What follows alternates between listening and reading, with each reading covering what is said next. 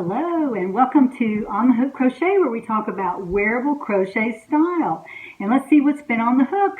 For about 2 months now, I have been trying to finish this top, and I finally finished it. It's the Busy Bee top, and I did quite a few things differently to it than I did to the America tank. So I wanted to bring this video to you and give you some options on how to design a top that's a little bit different from the America top.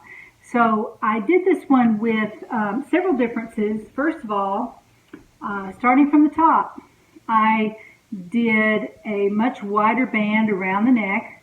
There are 4 rows of, well, there's a row of double crochet and 3 rows of single crochet around the neck. And then I also scooped the neck, and what I'll do is I'll put the instructions for that down in the description box so you can see how to do it in writing, and you can also just look at this particular video and just see how I did this. The back is of course the same. It's a little bit higher up than the America top, but not much. I did about the same length. I sized it to be a boxy sweater. It is not a fitted sweater. It is a boxy sweater. And for you ladies who are larger and or just like things that are looser, I totally get that. Been there, done that, still do it. Still do it. So I designed this to be a boxy look. So I made a measurement from side seam to side seam like I always do, but I put a lot more ease in it because I wanted this to be a boxy look. And I'll stand up and let you see. The bottom of this is much looser. It has a much looser fit. If you'll notice, look at all the ease that I put in this. I put in a lot of ease so that it would fall straight from the underarm, if you can see that. See, it falls straight. So there's plenty of room in here. This would probably fit someone up to maybe a medium or a large even, because there's plenty of room in here. Now, I put longer sleeves in this as well because I just wanted a different look. The other one had cap sleeves, so I finished them off at the cap. But this one, I added a sleeve to it, and I'll put the directions down in the description box so you can see how I did that. At the bottom, the back is slightly longer than the front. If you'll notice, about 1 inch, not much, just a little bit, just kind of give it some interest on the side. And then I put a slit in the side by sewing from here to here instead of here to here. You see what I mean? I just left the bottom however long you want. I think mine was about 3 inches. I left it open there so that it would give it even a little bit more room at the bottom to kind of drape. Now this is made of cotton fair yarn. Here is what it looks like. It's called Yellow Flash. I love it. It is very busy though. If you'll notice, busy, busy bee. That's why I call it the Busy Bee. And it's also yellow and gray. So it looks like a Busy Bee color too. But I like the color of the yarn. I like that it's really busy because one reason is it's a very simple pattern. So you can use a busier yarn, and you know the yarn can show off, and the pattern doesn't try to, you know, come out from behind him and say, hey, look at me, I've got lace stitches and this stitch and that stitch. You don't have any competition there. All the excitement is done by the yarn. And you can also think about this when you buy hand-dyed yarn. If it's very busy, if it's got a lot of speckles in it or a lot of different colorways thrown in there together. I know y'all that are hand-dyeing yarn, it is so cool the way you mix your colors. But on a very simple pattern like this, you can use a yarn like that and make the most of it. And that's what I did with this one. This is got bright yellow in here and white, along with 2 shades of charcoal, which I discovered as I was working with the yarn. So there are 4 different colors in here, and they show up beautifully, beautifully in this top, and it was very simple. The sleeves, now I will tell you, I did the sleeves 2 different ways, and if you can see that, this sleeve over here is a little bit bigger than this sleeve over here.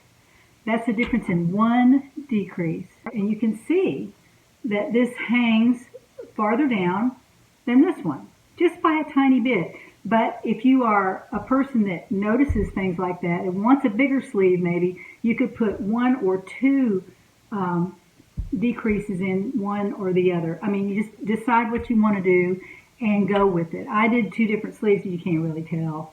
Nobody would ever notice it. I notice it because I know that there's a difference in these 2 sleeves. But I did that so that you could see. I want you to see how much difference it makes to just put 1 decrease in. Can y'all see that? I hope you can see that. And also with a busy pattern, you don't have to worry about wearing a tank top under this. I don't have a tank top on under it. You cannot see through it at all. It's really amazing. So then it makes the blouse very cool to wear in the summertime. And I could make these sleeves a little bit shorter. But what I did was, and I'll show you this, I made these sleeves all the way to the elbow. I tried on my shirt, and I actually did the neckband first before I did the sleeves. I wanted to see how far it was going to hang down. And so I made the sleeves right at where my elbow bends, right there. And then you can wear them like this. They're kind of cute. They're fitted, and they're not boxy because I did do my decreases on the sleeve. But I opted to wear them like this today, just to fold them up at the bottom, and you have a little roll there, and it's not really that much above the elbow. It's just about, you know, 1.5 inches or something. But it gave it a little bit of interest on the sleeve. So I turned them up, and I thought, well, that looks pretty good. But I don't have to wear them that way. I can wear them down if I want to.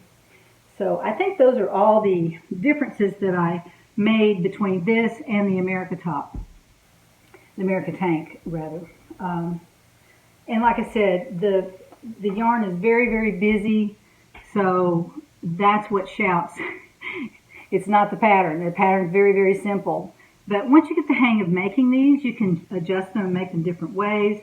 And like I said, when you measure from side to side, that's going to dictate what your blouse looks like. So in this case, the blouse is blousy. See how much farther out it goes underneath the arm?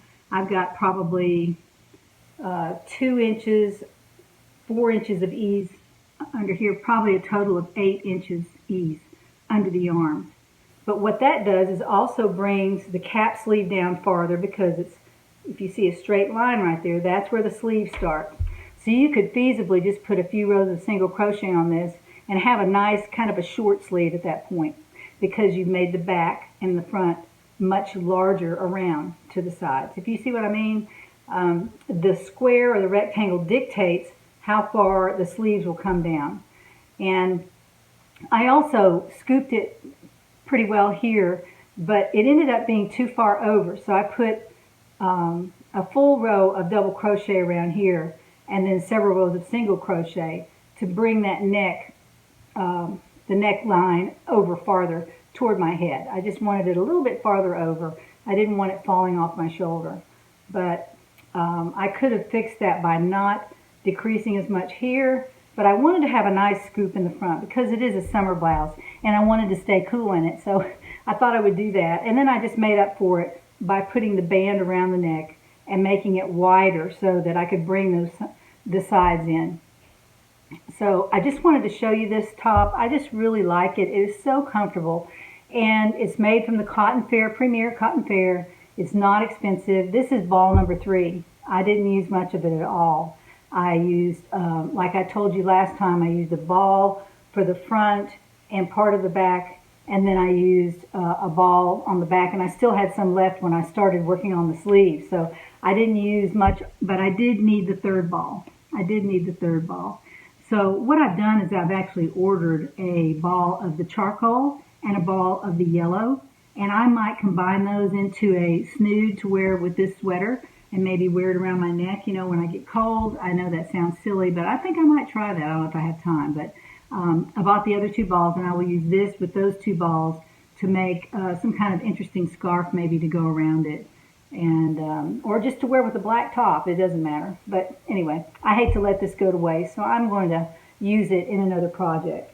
I really love it. I love Cotton Fair. And I made this with a J hook, and I made the chain at the bottom. I made the chain at the bottom in a K hook, with a K hook. That's this chain right here, right along the bottom. I made that with a K hook. I used a J for the single crochet rows, which is 4 at the bottom, and also the whole fabric is done with a J hook. And then I used an I hook for the band around the top. So I use a J hook for everything else, a K hook for the chain at the bottom to make it a little bit bigger, and an I hook on the neck to make it a little bit smaller. So instead of trying to change your stitches and all that, you can just change your hook size, and it will bring the band up a little closer, make it a little tiny bit tighter so that it fits your neck better. So I can't think of anything else to tell you about this. I will put the directions down in the description box for the sleeves, what I did with the sleeves, and also how I did the band. Again, I don't do written patterns, but the most important instructions are to make the sweater fit you. And you want the sweater to go around you, and in this case I made a boxy sweater, so you can make it as big as you want around the bottom. It's really kind of fun because it's loose and it doesn't fit me too tight. I could have made cap sleeves. I'll make one in long sleeves, probably just maybe even out of the same yarn for fall maybe, and I might do that so that I can kind of get some instructions for the sleeves, because the only real fitting you have to do on a boxy sweater or even like the America Tank is the measurement that goes from side to side seam. That's where you start, and then everything else flows from that, and you try on as you go, you measure as you go, and you only make the fabric that fits you. So I hope you'll try this Busy Bee top. I'm real excited about it. I have been working on it for a while, but I wanted to bring it to you and show you how I made it, and maybe put a few instructions down there that are technical, and you can copy those off and use those in your next sweater.